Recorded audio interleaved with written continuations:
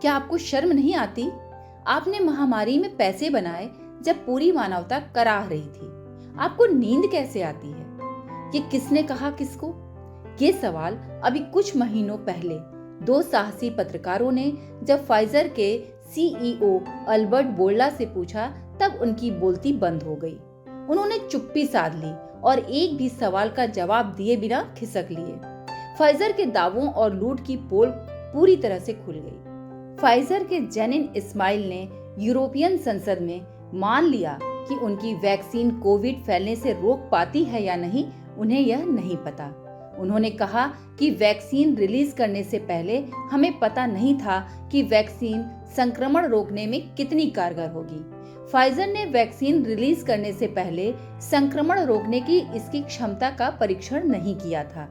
United states foods and drug administration यानी FDA ने 18 अप्रैल 2023 को कोविड के खिलाफ इस्तेमाल होने वाले मोनोवेलेंट मोडर्ना और फाइजर बायोएनटेक वैक्सीन को बैन कर दिया। अब फाइजर की पोल पूरी तरह से खुल गई है और उनके सीईओ किसी तरह से अपने को डिफेंड करने की स्थिति में भी नहीं रह गए हैं। अब हम आपको थोड़ा पीछे लेकर के चलते हैं। हम भारतीयों की मेमोरी बहुत कम होती है। अगर कोई गलत करता हुआ पकड़ा जाए तो भी उससे सवाल नहीं पूछते, जाने दो छोड़ो के भाव में ही रहते हैं। हमारे इसी भाव के कारण गलती करने वाला अपनी गलती स्वीकार नहीं करता, बल्कि वो इस तरह की गलतियां बार बार दोहराता रहता है। इस तरह की घनघोर गैर जिम्मेदाराना हरकत पर कोई कार्रवाई न होने से और लोगों को भी ऐसी गलती करने की प्रेरणा मिलती है। ऐसे कुकृत्यों से देशभक्त आहत होते हैं। दिनांक 20 मई 2021, स्थान दिल्ली। मुख्यमंत्री केजरीवाल ने मीडिया के सामने कहा कि 12 साल के ऊपर के बच्चों के लिए तुरंत फाइजर की वैक्सीन खरीदनी चाहिए। उन्होंने कहा कि देखिए, अभी मोडर्ना और फाइजर दोनों ने बोला है कि उनकी वैक्सीन के ट्रायल हो चुके हैं और उनकी वैक्सीन बच्चों के लिए सुटेबल है। मैं समझता हूं कि केंद्र सरकार को सारी अवेलेबल वैक्सीन तुरंत खरीद लेनी चाहिए। अब जरा इनके बयान भी देख लें।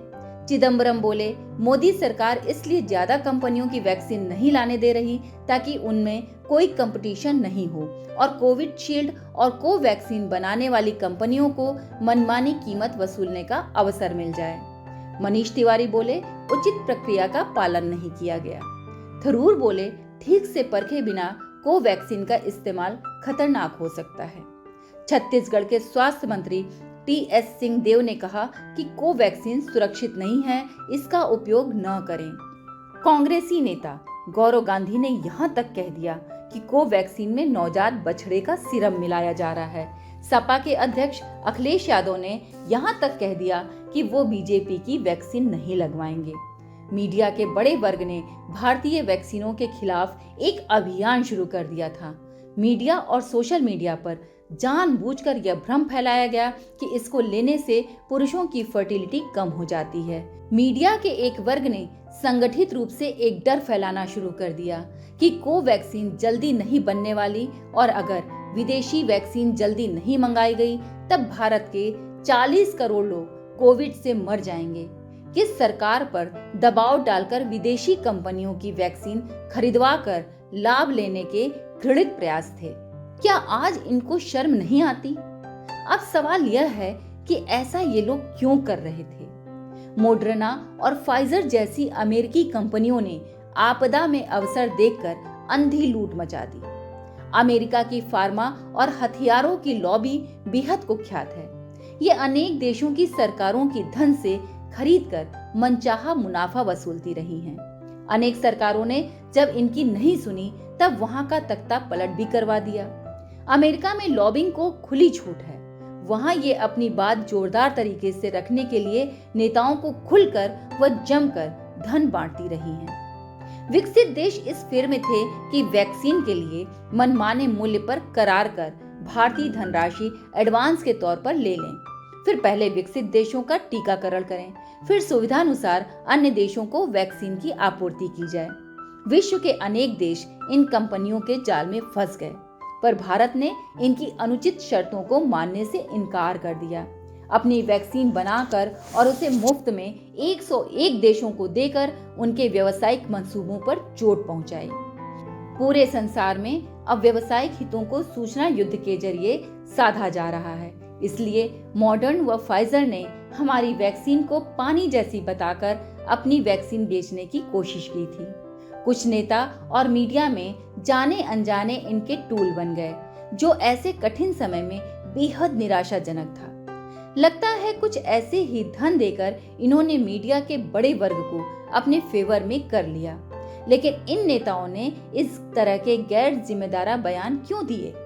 हो सकता है इन लोगों को भी इस तरह कोई लाभ मिला हो, या मोदी विरोध करते करते ये देश विरोधी बयान दे गए। इन लोगों से सवाल जरूर पूछे जाने चाहिए। आज की स्थिति यह है कि अमेरिका और चीन की वैक्सीन फेल हो चुकी है। भारत में बनी दोनों ब्रिटेन के एस्ट्राजेनेका के साथ एक अनुबंधन के तहत वैक्सीन कोविशील्ड बनाने वाली company serum institute of India और बलराम भार्गव के नेतृत्व में Indian council of medical research द्वारा विकसित कोवैक्सीन बनाने वाली कंपनी भारत बायोटेक ने सफलता के नित नया रिकॉर्ड बना रही है।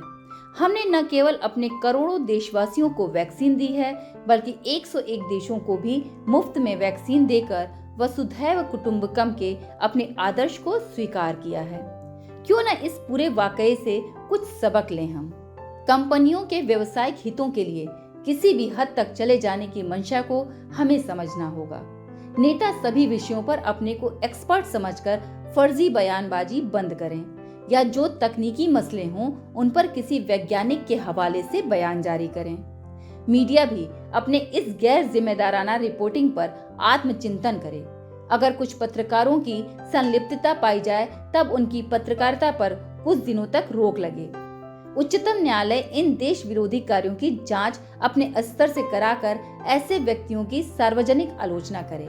राजनीतिक पार्टियां आपस में खूब जूझें, बहस करें, आलोचना करें, किंतु ऐसा न हो कि ये सब करते समय आप वैज्ञानिकों, फौजियों और देश की भावनाओं को ही आहत कर दें। ऐसी घटनाओं से देश का मनोबल टूटता है।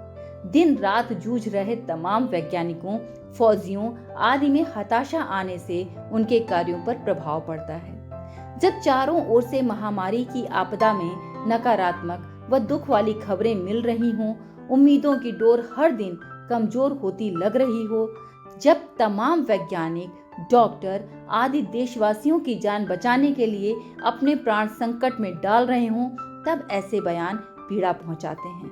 भारत के बने टीके सारे विश्व के लिए संजीवनी सिद्ध हुए हैं। 101 देशों में करोड़ों वैक्सीन की डोज देने से अंतर्राष्ट्रीय स्तर पर हमारी प्रतिष्ठा व शक्ति बढ़ गई है। भारत ने बहुजन सुखाय बहुजन हिताय के अपने सदियों पुराने आदर्श को वैक्सीन मैत्री की नीति से साकार किया। हम गरीब व विकासशील देशों के उस समय काम आए जब वे असहाय अनुभव कर रहे थे। नेशन बिल्डिंग प्रोडक्ट्स चैनल को यदि आप राष्ट्र निर्माण हेतु उपयुक्त पाएं तो लाइक और सब्सक्राइब करें।